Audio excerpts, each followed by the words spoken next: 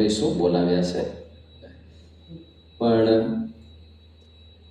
મહંત સ્વામીજી મહારાજ જ્યારથી ગુરુપદ પર બિરાજમાન થયા ત્યારથી આજ સુધીમાં સૌથી લાંબુ રોકાણ એમણે સારંગપુરમાં કર્યું હોય તો આ વખતે કર્યું છે. 2.5 મહિના જેટલા સમયથી તેઓ અત્રે બિરાજમાન છે.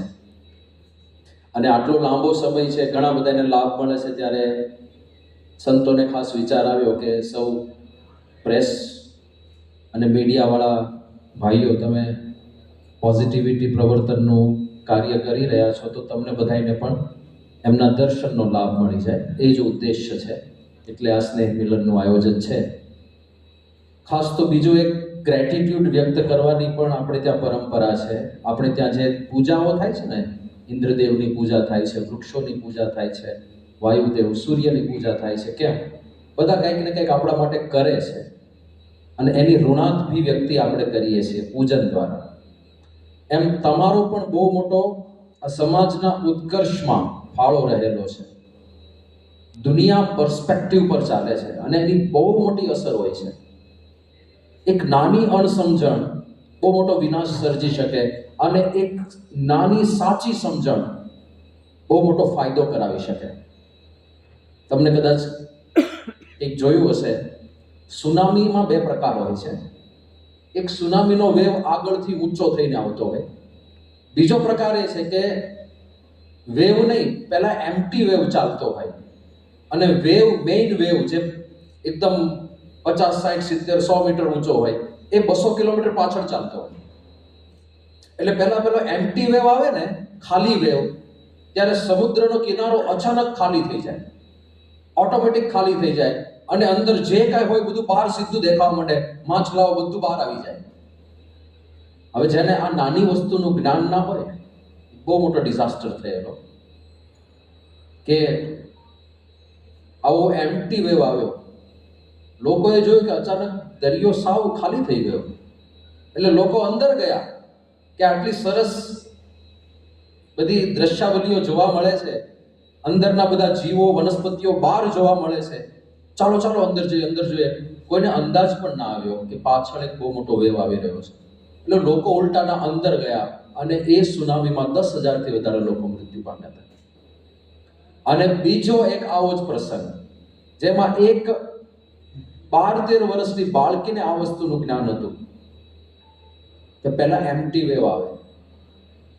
એણે જોયું કે એમ્પ્ટી વેવ આવે. ઘણા બધા અંદર જવા પ્રયત્ન કરતા હતા, પણ આ છોકરીએ ઉતારામાં, હોટેલમાં ઉતારો હતો, એના મમ્મીને કીધું, કારણ કે એમ્પ્ટી વેવ અને વેવ વચ્ચે 200 kilometres are there. It takes 15-20 minutes. એટલો સમય મળે. આ છોકરીના મધરને જઈને કહ્યું કે આવું થાય, આ તો એમ્પ્ટી વેવ આવશે, સુનામી આવવાની શક્યતા છે. એના મધરે હોટલવાળાને કીધું. હોટલવાળાએ આજુબાજુમાં એલર્ટ આપી, માઇકના ભૂંગળા ગોઠવીને તાત્કાલિક જાહેરાત કરવામાં આવી.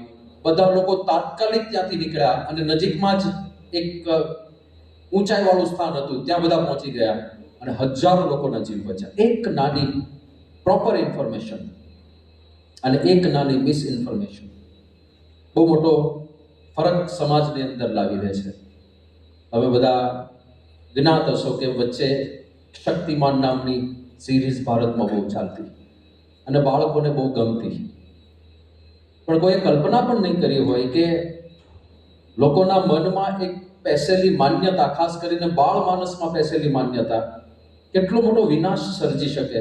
ઘણા બધા બાળકોને મનાઈ જ ગયું કે હું ગમે ત્યાં હોઉં, શક્તિમાન મારી મદદમાં છે, હું ગમે તે કરું, શક્તિમાન મારી મદદમાં છે. કેટલા બધા કેસીસ બન્યા હતા એ એરાની અંદર કે બાળક બિલ્ડિંગ ઉપરથી જમ્પ કરીને મરી જાય. કેમ? શક્તિમાન મને વચ્ચેથી ઉંચકી લે છે. આવા વિશ્વાસ સાથે એક ખોટી માન્યતા કેટલું નકારાત્મક કાર્ય કરી શકતી હોય છે.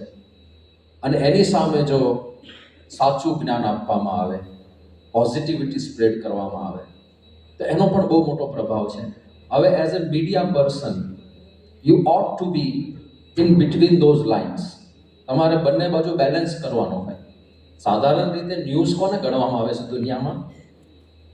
એ મોટે ભાગે નેગેટિવ ઇમ્પેક્ટવાળા જ હોય. એક ખૂન થયું છે, એક જગ્યાએ એક્સિડન્ટ થયું છે, કે એક ચોરી થઈ છે, એક શોષણ થયું છે. નહીં, આને જ લોકો ન્યૂઝ ગણતા હોય છે ને, અને એવું જ વાંચવાની લોકોને મજા આવતી હોય છે, પણ અલ્ટિમેટલી ઇટ્સ નેગેટિવ. એની સામે પોઝિટિવિટીનું પણ વજન રાખવું પડે તો બેલેન્સ થાય સમાજ. નહીં તો એક સાયકોલોજીકલ એનાલિસિસ એવું થયું છે, કદાચ તમે સાંભળ્યું છે, ક્રુઅલ વર્લ્ડ સિન્ડ્રોમ નામની એક માનસિક બીમારી છે. ક્રુઅલ વર્લ્ડ સિન્ડ્રોમ, કે માણસને આવા બધા ન્યૂઝ વારે વારે મનમાં જાય ને એટલે એક માન્યતા થઈ જાય કે આ દુનિયા બહુ ખરાબ છે, આ દુનિયા બહુ ક્રૂર છે, આ દુનિયામાં રહેવા જેવું નથી. હવે આવી માનસિકતા આવે ને એ બહુ ભયંકર કહેવાય ને. માણસ જીવી જ ના શકે, અને કદાચ જીવે એને મજા જ ના આવે. દુનિયા ખરાબ છે, દુનિયા ખરાબ છે, દુનિયા ખરાબ છે. આવી માન્યતા સાથે કોઈ કેવી રીતે જીવી શકે? પહેલા માણસ જેને બ્લુ વેલ ગેમ શોધી હતી એનું પણ તમે સાંભળ્યું હશે. એ બ્લુ વેલ ગેમ એને બનાવી, એમાં ચેલેન્જીસ આપતો હોય બધા બાળકોને. હવે શરૂઆતની ચેલેન્જીસ થોડી ઈઝી હોય, અને આપણું એક માનસ એવું છે કે સામે કોઈ ચેલેન્જ આપે ને, પડકાર, એટલે આપણે તરત એકદમ ફ્રન્ટ ફૂટમાં આવી જઈએ. તો શરૂઆતની ચેલેન્જીસ તો બાળકો પાર કરતા જાય, પછી ફાઇનલ ચેલેન્જીસ કેવી હોય કે હવે ખરેખર તું શૂરવીરનો બચ્ચો હોય તો 11મા માળની બિલ્ડિંગ પરથી જમ્પ મારીને દેખાડ. This is the challenge. અને કેટલા લોકો મર્યા એમાં? સેંકડો બાળકો મરી ગયા. બાળકો નહીં ખાલી, ટીનેજર્સ, યુવાનો, ઘણા બધા એમાં મૃત્યુ પામ્યા. પણ એ બ્લુ વેલ ગેમ જે માણસે બનાવી હતી, એ વ્યક્તિને જ્યારે પૂછવામાં આવી કે વોટ વોઝ યોર મોટિવ, શાના માટે તે આ ગેમ બનાવી? હવે જો માનસિકતા જોજો એ માણસની,